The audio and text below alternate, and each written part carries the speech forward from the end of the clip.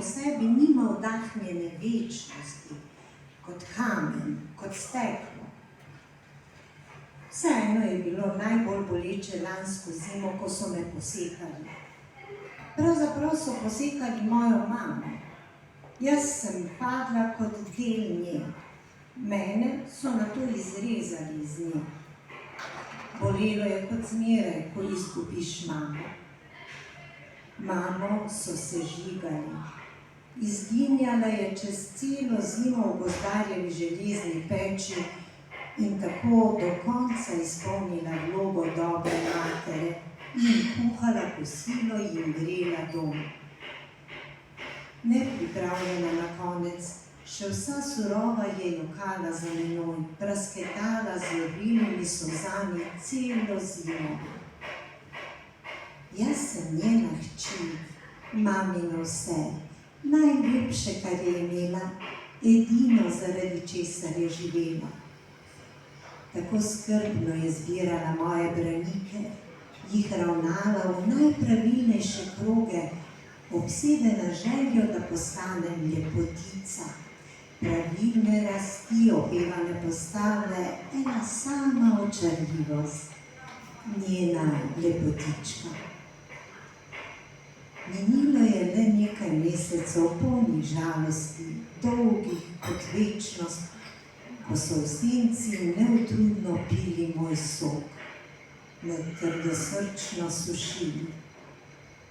Počasi, na začetku le kapljico po kapljico, v bolečem ritmu maminih solz, potem pa sem izdih za izdihom začela izpuščati življenjske sokove, svojo dušo. Počila bi, če bi le lahko, toda debela železna obroča, po celem obsegu privita trdno, sta me stiskala z obeh strani. Voljo za življenjem je na začetku povrnil z letom, pozneje le z brusom, na koncu s prsti. Samo nalahno obliznjenimi prsti je gladil zadnje nepravilnosti. S svojimi usti, s svojim dahom je odpihnil fini prah z mojih čvrstih, a mrtvih ustnic, gladkih, a praznih oči. Božal me je in lepo mi je bilo.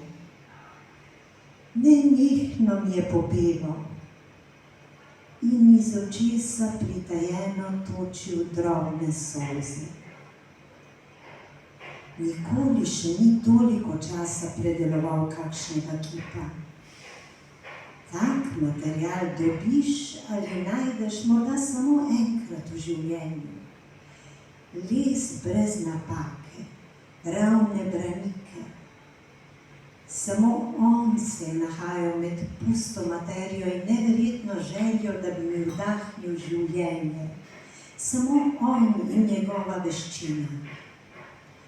Hrepenel je potem, dneve komaj da kaj jedel, po noči malo spal, vse, kar je vedel, je prenesel vame.